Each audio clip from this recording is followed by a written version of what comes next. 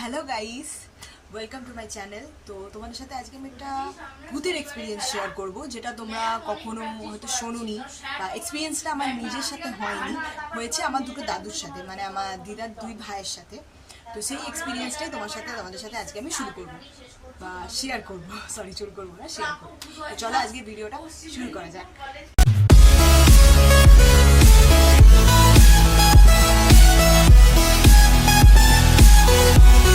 Guys, আমি শুরু করে দিয়েছি।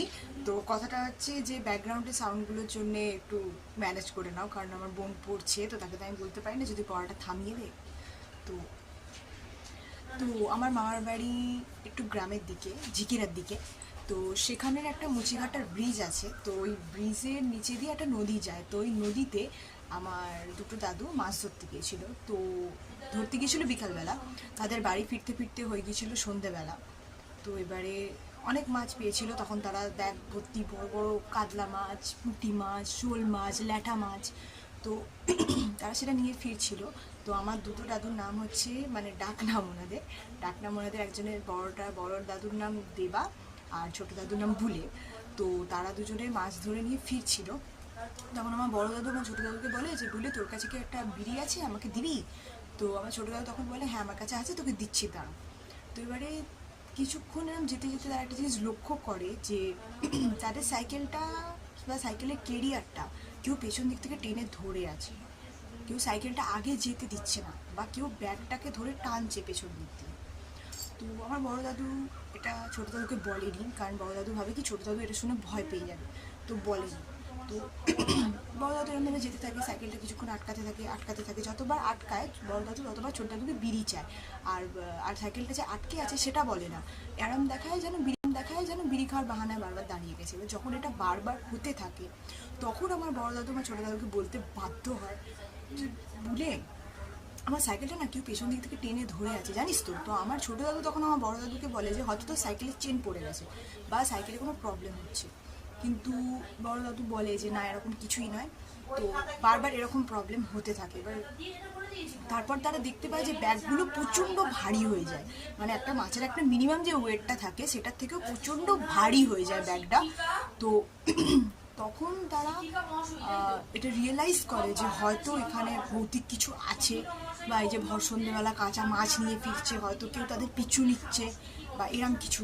তো তখন তারা এই ব্যাপারটা নিয়ে পুরো শিওর হয়ে যায় যে কিছু একটা তাদের সাথে ঘটছে। তো দেন তারা ফার্স্টে এটা নিয়ে সিরিয়াস হওয়ার তারপর এইভাবেই তারা কিছুটা রাস্তা চলতে থাকে। এবং তারপর আমার বড় দাদু বলে যে কি, তাহলে একটা কাজ কর, মাছগুলো নামিয়ে রাখ, বা মাছগুলো কিছুটা মাছ ফেলে দে যাতে ওয়েটটা কম হয়ে যায়। তো আমার বড় দাদু বলে কিছুটা মাছ ফেলে দে যাতে কি মাছের ওয়েটটা কম হয়ে যায়। তো তারপর হয়তো বড় দাদু ভেবেছিল হয়তো মাছের ওয়েটের জন্য এটা হতে পারে যে সাইকেলটা হয়তো টানা যাচ্ছে না, সাইকেলের হ্যান্ডেল টানা যাচ্ছে না। কিন্তু হাফ মাছ নামিয়ে রেখেও তারা যখন দেখে যে না, তাদের সাইকেলের কেরিয়ারটা একইভাবে কেউ ধরে রেখে দিয়েছে পেছন থেকে, তখন বড় দাদু ডিসিশন নেয় যে আমাদের মাছ নিয়ে যাওয়ারই দরকার নেই, আমরা মাছটা এখানে রেখে দিয়েই চলে যাবো। তারপরে ছোট দাদু অনেক করে বলে যে না দাদা, আমরা অনেক কষ্ট করে মাছগুলো ধরেছি, তুই সব মাছ এখানে ফেলে দিকে যাস না, কিছু অন্তত বাড়িতে নিয়ে চল।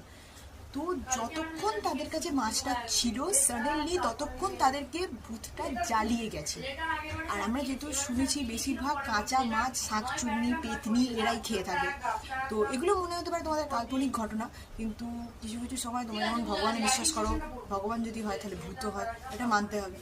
তো দেন ওরা ফাইনালি ডিসিশন নিল যে মাছটাকে ওরা রেখে দেবে।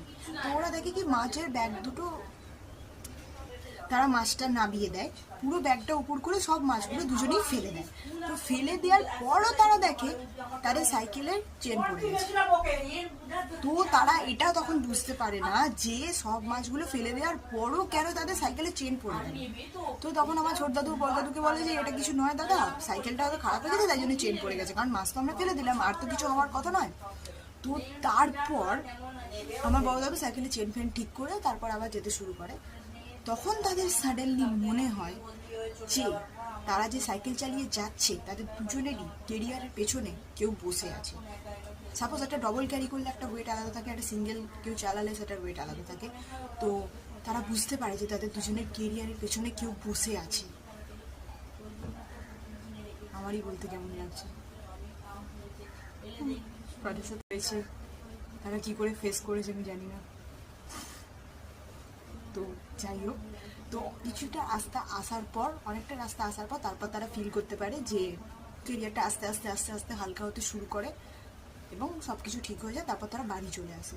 তো বাড়ি চলে আসার পর আমার বড় দাদুর খুবই নিঃশ্বাস নিতে প্রবলেম হয়। তো আমার বড় দাদু তার ওয়াইফকে এসে বলে, তো ওয়াইফের নাম রাখি, যে রাখি রাখি আমাকে এক গ্লাস জল দাও, আমাকে এক গ্লাস জল দাও, আমার খুব কষ্ট হচ্ছে। তো তারপর জল টল খেয়ে তারা ঘরে এসে রাতে ঘুমিয়ে টুমিয়ে পড়ে। তারপর সকালবেলা উঠে একদম ঠিকঠাক হয়ে যায়। কিন্তু এখানে মেন আমরা বুঝতে পারলাম যে মাছটার জন্যই তাদের পিছু নেওয়া হচ্ছিল। মাছের কাছ থেকে যে আষ্টে গন্ধটা আসে সেটা হয়তো ভূতেদেরকে অ্যাট্রাক্ট করে, এরকমই কিছু। তো এটা আমার কোনো এক্সপিরিয়েন্স ছিল না, বাট আমি ছোটোবেলায় দিদিমার মুখে শুনতাম, দিদিমা আমাকে সবসময় এই গল্পটাই বলতো। তো এটাই ছিল আজকে হরার এক্সপিরিয়েন্স। তো আই হোপ তোমাদের ভিডিওটা ভালো লেগেছে।